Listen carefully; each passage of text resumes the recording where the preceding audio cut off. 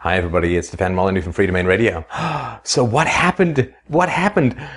Papandreou in Greece has decided to submit the decision about whether to stay in the Eurozone and receive the bailouts, but continue with the austerity measures that are fundamentally being imposed by markets and politics in Europe, or to break from the Euro, resume trading the drachma, I guess it was, and continue on their merry way, effectively defaulting on their debts. And we can see how the quasi-fascistic, mercantilist, state-sucking crony capitalists, traders have responded to the barest whiff of listening to the voice of the people, how they're responding to that. Markets crash around the world. Everybody's predicting disaster because, I mean, God, if the will of the people is shown in any significant way or even in an insignificant way, everybody has to run screaming. It tells you a lot about the system that we're in. And imagine how cornered you have to be as a politician, how desperate, how on the ropes, how down and out, how 8-9 is counting the referee in the ring before you actually have to have a referendum and turn to the will of the people. My God, the man must be desperate to actually ask the people to have a voice in this decision. Now, something which is not often talked about in democracy is the degree to which there's a massive conflict of interest. People who are receiving massive benefits from the state, should they really be allowed to vote on public policy? Well, it's hard to argue that they should. That there's a clear conflict of interest. They can't be objective because they're not judging policy, they're judging income. It's a very, very different thing, right? I mean, if a doctor is being paid $5,000 for every prescription he writes for pill X, and he prescribes to you pill X, you kind of want to know about the $5,000, right? Because maybe he's not prescribing for health, he's prescribing for income. The same thing is true when it comes to voting in what we quaintly call democracy these days, which is that people are voting for income. So if you're getting $100 million in state contracts, should you really be allowed to vote for whoever is giving you those state contracts? Well, of course not, because your objectivity is completely compromised by the money that's rolling in. Can people who are on unemployment insurance objectively evaluate the pros and cons of unemployment insurance or Social Security or government schools if you're a teacher or an administrator? Can you objectively judge policy and what is best for the health of the group or the nation or the collective or whatever you want to call it? Can you really judge that if your income and your security and your retirement and your health care and your pensions are all dependent upon very particular state policies? You can't be objective. You can't do it. And this is something that is not talked about. It used to be talked about. In the 19th century, there were income or property restrictions on voting. You had to be sort of middle class to vote because the argument was, well, if you give everyone the vote, the poor will vote to take away the property of the rich and everyone will end up broke. Well, but this is the funny thing about society these days.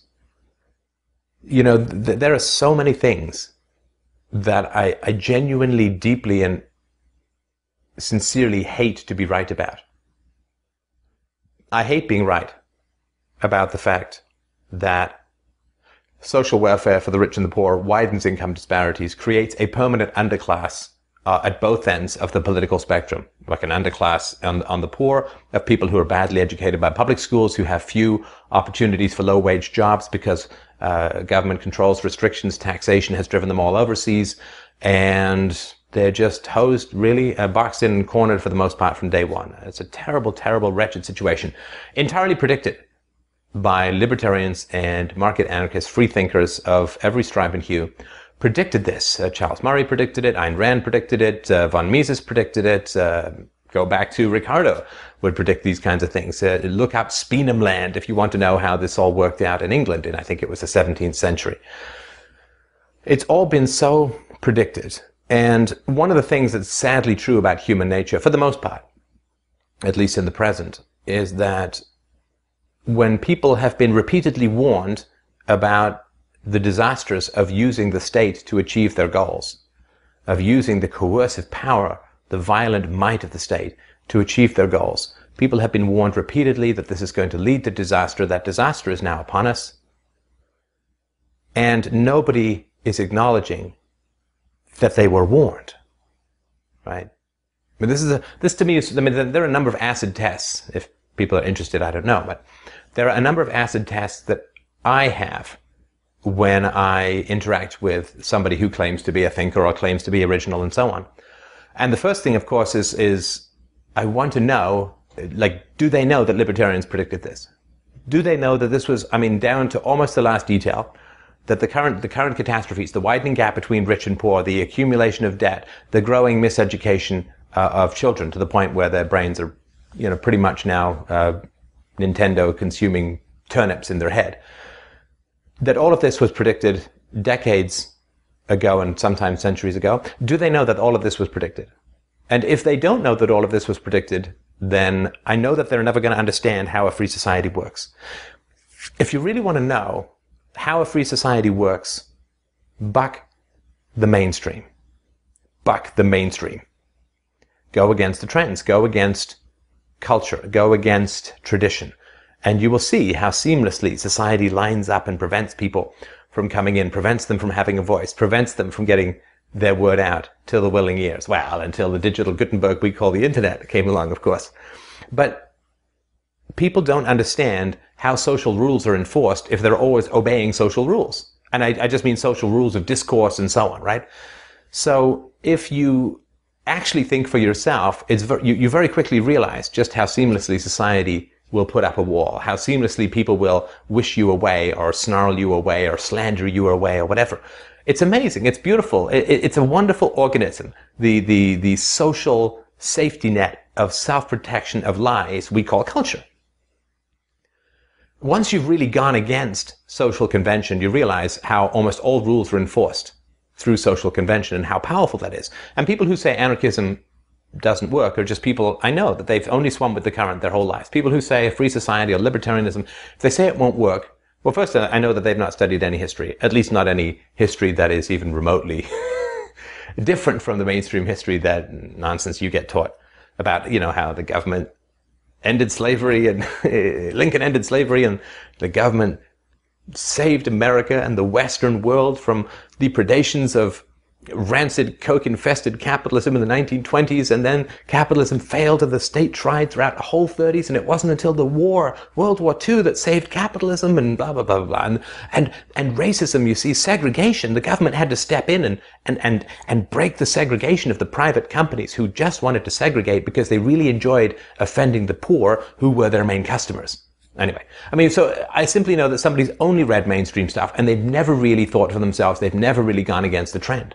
Because until you go against the trend, you just don't realize how powerful social opinion is and how unconscious and purposeful social opinion is. I'll give you a tiny example. Tiny example. You can come up with millions. Here's a tiny example. Is there a law that says that American publications or British publications, is there a law which says you cannot publish pictures of Iraqi or Afghani dead? Is there a law? No, there's no law, but it never happens. No law, but it never happens.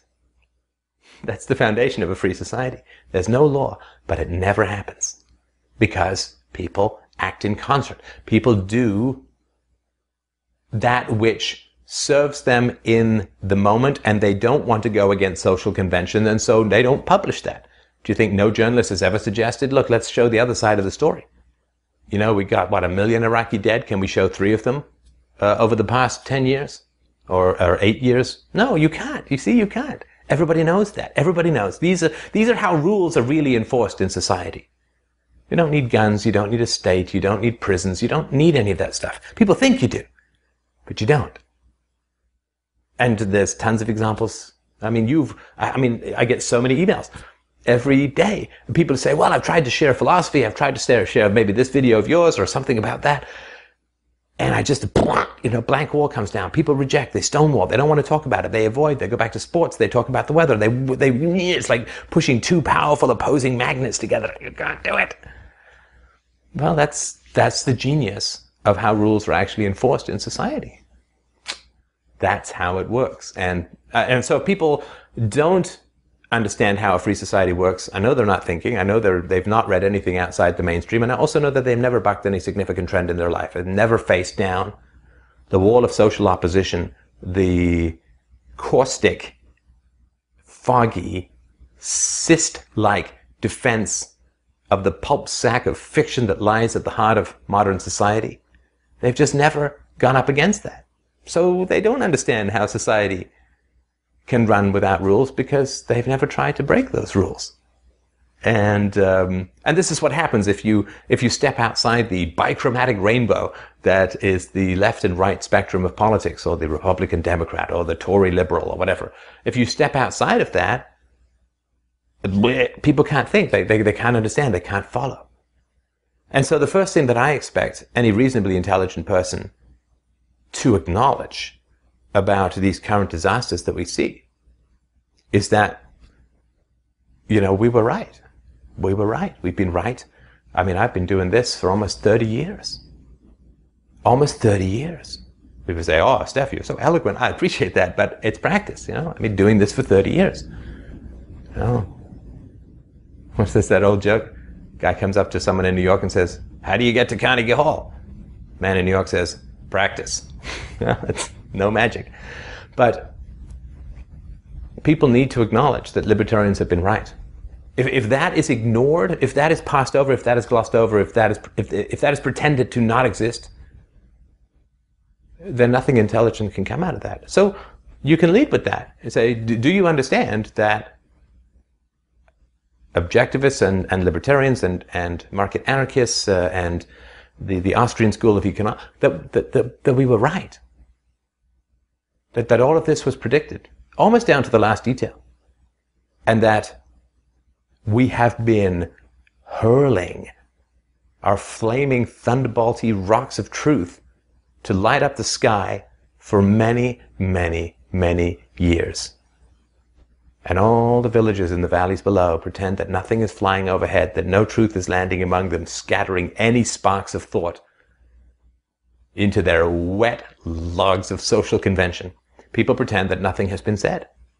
I was never warned. I didn't know. Libertarianism is kooky. It's all about selfishness. Ayn Rand liked kooky sex. It's all nonsense. Until society admits that it was warned for many, many, many, many years. And until people admit that they have known at least one libertarian who tried to speak or shake some shreds of sense into the cavernous vacuum of empty repetition we call the revolving orbit of social decay, until people acknowledge that libertarians have spoken for many years, and loudly, and insistently, and passionately, and positively, and humorously, and relentlessly, and that society has not listened, we can't progress.